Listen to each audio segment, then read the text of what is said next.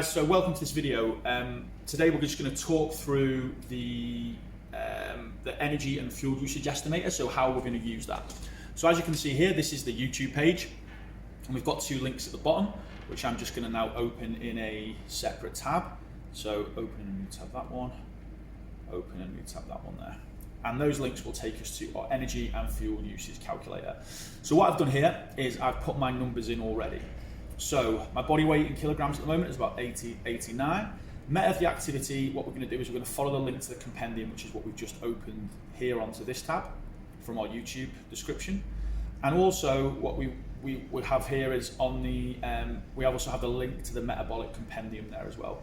When you click on this and it says to open the Google document, it will also, it will say you have to copy it as well, but obviously this is my own Google Drive, so it's not such an issue. So once we've put our weight in, then we are going to look at our compendium that we've just opened, to activities. What I've done here is I've just looked at running, and then I'm going to look at rough pace for what I would run at for, let's say, marathon distance, so 9.8, and we're going to look at this metabolic equivalent column here.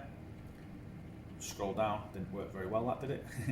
We'll go across this way, so you can look across here, and that means that running at that speed, I'm about a metabolic equivalent of 9.8. Now, obviously, in the science video, I've discussed what these metabolic equivalents are and how we come up with these numbers, but I've put 9.8 in there, and as it's a marathon, I'm going to put that's going to take me about 4 hours, and what you can see is that whenever we change these numbers here, this will change the total amount of calories per hour, the percentage of calories from carbohydrate, is based off this MET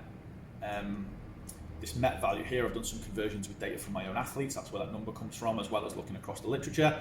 That tells me how many calories an hour I'm burning at that relative intensity, that metabolic equivalent, that relative intensity. And that tells me how many grams of carbohydrate per hour I need.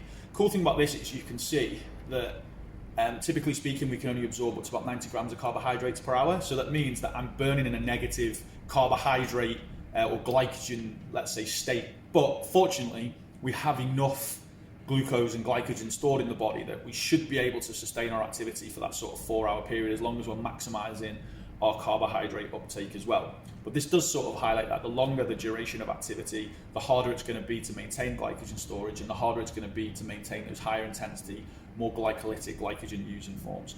And that's it really. It's as simple as that. This is obviously the male side here. The females have got a slightly different equation at the moment that I'm currently refining.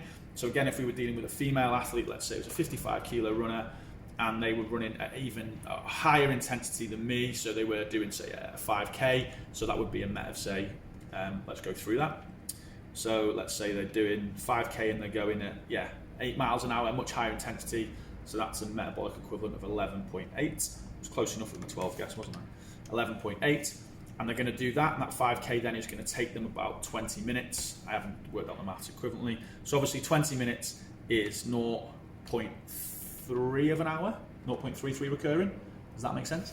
And then we hit that, and that tells them that they're going to use 216 calories, around about 147 grams of carbohydrates in that same equivalent amount of time. That's not such an issue because we've got plenty of that stored.